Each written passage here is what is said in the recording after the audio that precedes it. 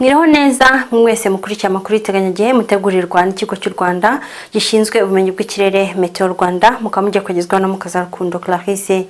Uyu munsi tariki 23 Mata mu kirere cy'u Rwanda haramutse ubuhehere bwinshi mu gihugu cyacu ndetse gatanze imvura mu ntara y'Iburasirazuba, umujyi wa Kigali, iy'Amajyaruguru, iy'Uburengerazuba ndetse n'intara y'Amajyepfo. Mu bice bitandukanye rero by'igihugu cyacu hakaba haguye imvura mu masaha ya mu gitondo. Mu masaha y'igicamunsi hakaba haguye imvura n'ubundi mu bice bitandukanye by'igihugu ndetse yumvikanagamo inkuba. Na mu masaha nijoro hateganyijwe imvura mu ntara y'Iburasirazuba mu bice byaho by'Amajyepfo, no kuvuga mu turere twaho twa Kirehe, Ngoma, Bugesera, mu majyepfo y'igihugu cyacu mu turere twaho twa Nyamagabe, Nyaruguru, Huye ndetse na Gisagara, ndetse no mu karere ka Rusizi mu ntara y'Uburengerazuba. Naho ku munsi w'ejo hateganyijwe umuyaga uringaniye ushyira kuba mwinshi, ndetse uyu muyaga ukazaba ufite umuvuduko uri hagati ya metero 4 ndetse na metero 8 ku isegonda. Uyu muyaga kandi uzabuha ahanini uturuka mu bice byo mu Burasirazuba werekeza mu bindi bice by'igihugu cyacu.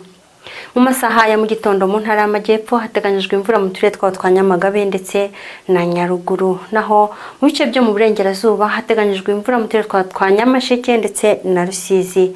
Ahandi hasigaye nta mvura ihateganyijwe, ariko akarere ka Nyabihu niko gateganyijwemo igipimo cy'ubushyuhe cyo hasi ugereranije n'ahandi mu gihugu cya °C10. Mu ntara y'Amajyaruguru hateganyijwe urunyurane rw'ibicu ndetse n'izuba, byumvikane ko nta mvura yahateganyijwe mu bice byaho byinshi.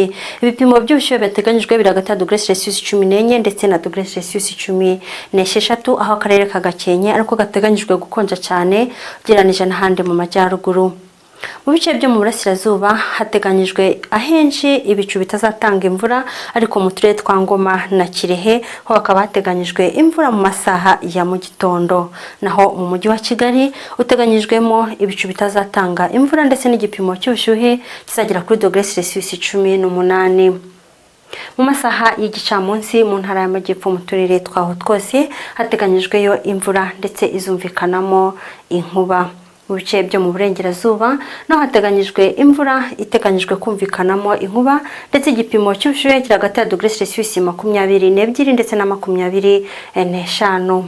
Na mu ntara y'Amajyaruguru hateganyijwe imvura iteganyijwe kumvikanamo inkuba, ndetse n'igipimo cy'ubushyuhe kiri hagati ya °C22 ndetse na 24. Burere na Gicumbi no hateganyijwe kugira igipimo cy'ubushyuhe cyo hasi mu masaha y'igicamunsi.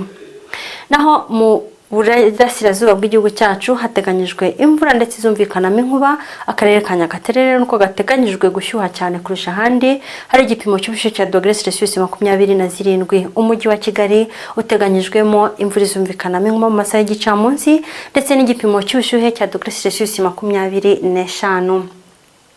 Mu minsi rero iri imbere no kuvuga ku munsi ukurikiye uwejo, kuva ku itariki ya 24 kugera ku itariki ya 28 mu kirere cy'u Rwanda mu bice byaho byinshi hateganyijwe ibihe by'imvura. Tariki 24, 25, 26 hateganyijwe ibihe by'imvura mu bice byinshi by'igihugu, ariko tariki 27 na 28 imvura izagwa mu bice bitandukanye, ariko izagabanuka ugereranije no mu minsi zabibanje. Ku munsi rero w'ejo izuba riteganyijwe kurasa mu masaha saa 11:54 za mu gitondo rirenge saa 12:03 z'umugoroba. Mwakoze kudukurikira, tubifurije kugira ijoro ryiza.